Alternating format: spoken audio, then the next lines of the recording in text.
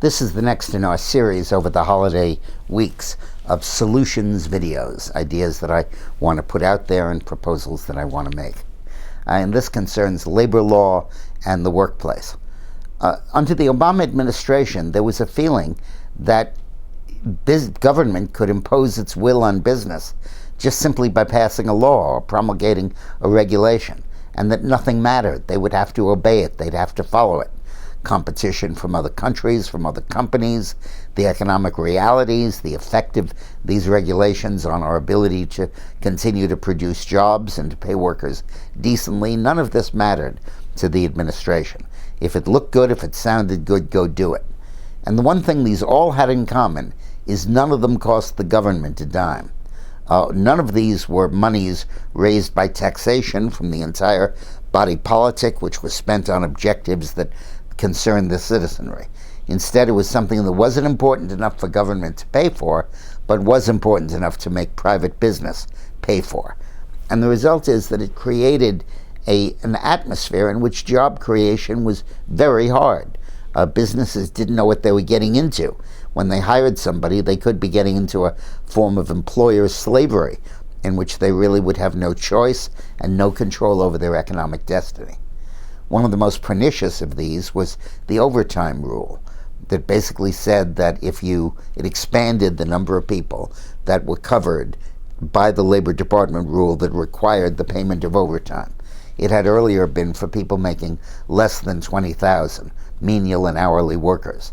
And now they expanded it to $50,000 and dramatically expanded the number of workers that were covered. And what they're really doing is converting professionals and management personnel into hourly employees who have to get time and a half for the hours they put in beyond a certain amount. It called for a regimentation, a categorization, an elimination of distinctions, kind of a deprofessionalization of the workforce, and forced a form of compensation that might not be the one that's best for the business or best for the workers in a time and a half for overtime. In addition, the whole movement toward workplace rules. I believe that President Clinton was right for mandatory family and medical leave policies that required businesses to give workers time off for dealing with their illness or the illness of loved ones or pregnancy or childbirth and all of that stuff. Those were unpaid leaves, but you always got your position back and you could never be punished for taking the leave. Now they want to force businesses to pay for it and to force paid leave. Some are proposing paid vacations as mandatory, and all of these are just great.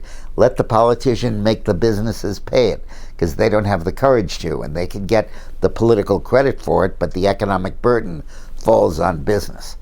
But then you wonder why jobs don't get created, why good jobs don't get created, why there's so much outsourcing, why foreign countries that don't have these requirements, particularly in Asia, are able to beat us blind in competition, all because of these regulations imposed by the administration.